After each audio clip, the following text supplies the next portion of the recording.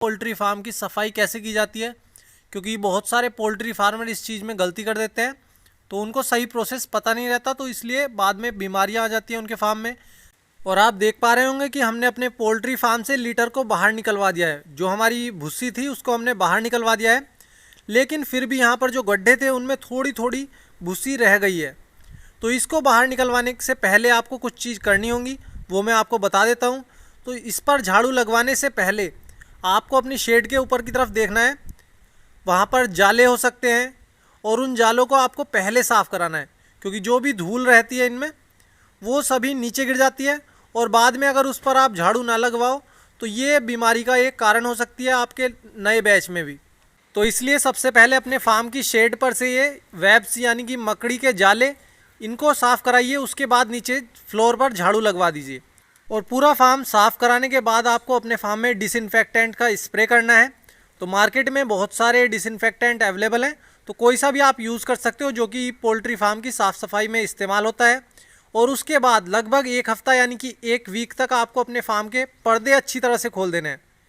और ध्यान रहे ये साइड में जो वॉल रहती है दीवार, इसके आसपास डिसइंफेक्टेंट का स्प्रे अच्छी तरह से करें, और सफाई भी खास तौर से इनके आसपास ज़रूर करें।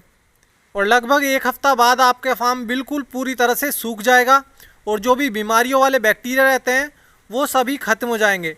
क्योंकि आपने देखा होगा कि ख़ास तौर से बरसात में ज़्यादा बीमारियाँ आती हैं, क्योंकि फार्म में नमी रहती है, उस नमी की वजह से बैक्टीरिया वहाँ पर रहते हैं। तो आपको अपने फार्म के पर्दे अच्छी तरह से खोल देने हैं, वो भी चारों तरफ से, जिससे फार्म के अंदर धूप भी आए और उसके साथ साथ हवा भी आसानी से आती रहे। और फार्म जब अच्छी तरह से सूख जाएगा आपका, तो आपको उसमें चूने का छिड़काव करना है। और चूने का छिड़काव दो तरह से होता है, एक तो सूखा चूना ऐसे ही छिड़क देते हैं, या फिर आप उसको पानी में घोलने के बाद अच्छी तरह से छिड़क सकते हो। तो सबसे पहली चीज़, गर्मियों में आप पानी में घोल करके उसका इस्तेमाल कर सकते हो। जो साइड में आप ये वॉल देख रहे हो, इसके ऊपर भी आपको वो चूने का पानी अच्छी तरह से डाल देना है, जिससे जो भी बैक्टीरिया होंगे बीमारियों वाले वो सब खत्म हो जाएंगे, और जो भी बीमारियों आने के चांसेस रहते हैं वो सभी बिल्कुल खत्म हो जाएंगे। और अगर आपका पोल्ट्री फार्म अंदर से कच्ची मिट्टी का है, मतलब नीचे की जो सरफेस है वो कच्ची मिट्टी की है, तो आपको चूने का इस्तेमाल पानी में मिला करके ही करना चाहिए। उससे एक फ़ायदा ये भी रहता है, जो नीचे की परत रहती है मिट्टी की, उसमें बीमारियों वाले बैक्टीरिया रह जाते हैं। तो अगर आप चूने का इस्तेमाल पानी में मिला करके करोगे तो मिट्टी उस पानी को सोख लेगी, और बीमारियों वाले बैक्टीरिया अच्छी तरह से ख़त्म हो जाएंगे। और आपके जो नेक्स्ट बैचेज़ रहेंगे, जो आप दोबारा चूज़े मंगाओगे, उनमें कोई भी बीमारियाँ नहीं आएगी, जैसे ई कोलाई, CRD, ये सब डिसीज़ इसी तरह से फैलती हैं। अगर आप इसके बैक्टीरिया पूरी तरह से ख़त्म कर दोगे तो आपके फार्म में ये बीमारियां नहीं आएंगी। तो इसलिए आप अपने पोल्ट्री फार्म की साफ़ सफाई पर ज़्यादा ध्यान दीजिए। और एक चीज़ और मैं ये भी कहना चाहूँगा कि आपको अपने फार्म के चारों तरफ लगभग 1 या 2 फीट की दूरी तक अच्छी तरह से सफाई ज़रूर करनी है हर बैच के बाद, क्योंकि फार्म के चारों तरफ घास जम जाती है।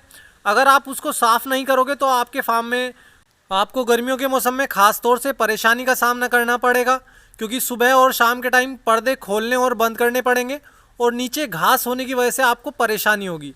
तो इसलिए फार्म के आसपास अच्छी तरह से साफ़ सफाई ज़रूर करें। और एक बात और मैं आपसे ये भी कहना चाहूँगा, क्योंकि ख़ास तौर से देखा गया है पोल्ट्री फार्मर अपने फार्म के आसपास ज़्यादा बड़े बड़े पेड़ लगा देते हैं, तो आपको ऐसे पेड़ अपने फार्म के आसपास नहीं लगाने। इससे क्या होगा, अगर तेज़ हवा चलेगी तो वो पेड़ आपके फार्म पर गिर सकता है, और मैंने देखा है बहुत से पोल्ट्री फार्मर को इस चीज़ में बहुत ज़्यादा नुकसान हुआ है। तो आप अपने फार्म के आसपास ऐसे पेड़ लगाएं जो ज़्यादा लचीले हों, या फिर वो ज़्यादा बड़े ना हो सकें। तो इसलिए इस बात का ज़रूर ध्यान रखें। और गर्मियों में ख़ास तौर से पेड़ की ज़रूरत भी पड़ती है पोल्ट्री फार्म को, क्योंकि गर्मी ज़्यादा रहती है, और अगर आपके फार्म के आसपास छाँव रहेगी तो आपके फार्म में ठंडी हवा आती रहेगी, और आपके फार्म में मोर्टेलिटी नहीं होगी गर्मी की वजह से। तो इसलिए पेड़ तो लगाएं, लेकिन वो ऐसे पेड़ लगाएं आप जो ज़्यादा फ्लेक्सिबल हों और ज़्यादा बड़े ना हो सकें। तो ये ऐसे पेड़ों का आप इस्तेमाल कर सकते हो अपने फार्म के उस साइड जिस साइड धूप ज़्यादा रहती है, तो उससे आपके फार्म में छाँव भी आएगी और ठंडी हवा भी आती रहेगी।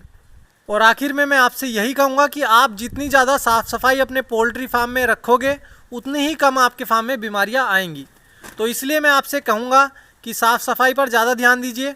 और मैं तो आपको इसी तरह से जानकारी देता रहूँगा और अपना एक्सपीरियंस आपके साथ इसी तरह से शेयर करता हूँ।